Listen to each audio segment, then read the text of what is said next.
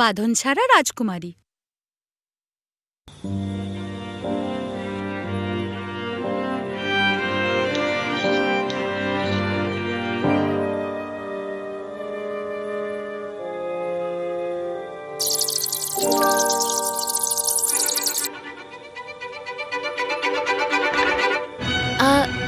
একটা ভুল।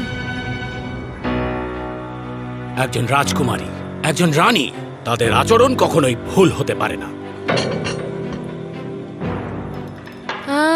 আপনার খাবারটা। আমার আর খেতে ইচ্ছে করছে না। আমি খুব দুঃখিত মা।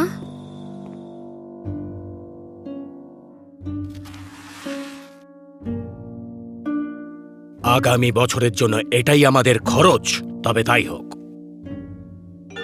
কিন্তু বাবা, আমরা তো একটা বড় পাখি রাখবার জায়গা করব বলে ভেবেছিলাম, কিন্তু সেই টাকার কথা তো এই লিস্টে উল্লেখই নেই।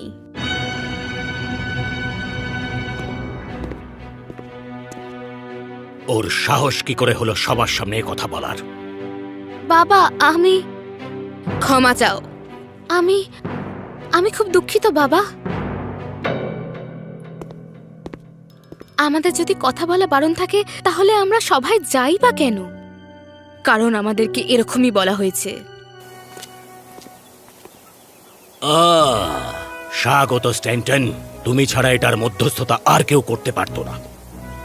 আপনার অসীম দয়া মহারাজ। এই সুন্দরী কন্যাটি কে? এ আমার মেয়ে এলিজা। মহারাজ, এটা আপনার জন্য।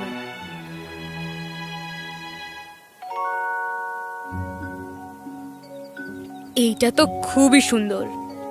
এটা দেখছি খুবই ভালো। এগুলো নিজের হাতে তৈরি করে। এইটা অসাধারণ।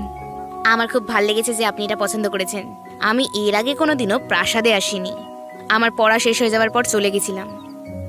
তাহলে চলো তোমাকে পুরোটা ঘুরে দেখাই। এসো।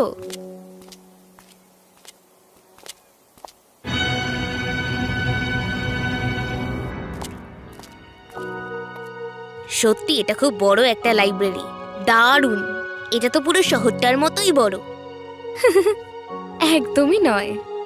তুমি তুমি তোমার চুল বাঁধনি কেন? না, আমি ওটা খোলা রাখতেই পছন্দ করি। আমারও খুব ইচ্ছা করে।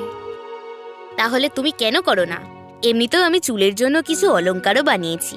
ওটা তোমার চুলের রঙের সাথে খুব সুন্দর দেখাবে। আমি তোমাকে দেব। কিন্তু আমাকে ক্ষমা করবেন রাজকুমারী, আমি একটু বেশিই বলে ফেললাম। না না, এরকম কোনো ব্যাপার নেই।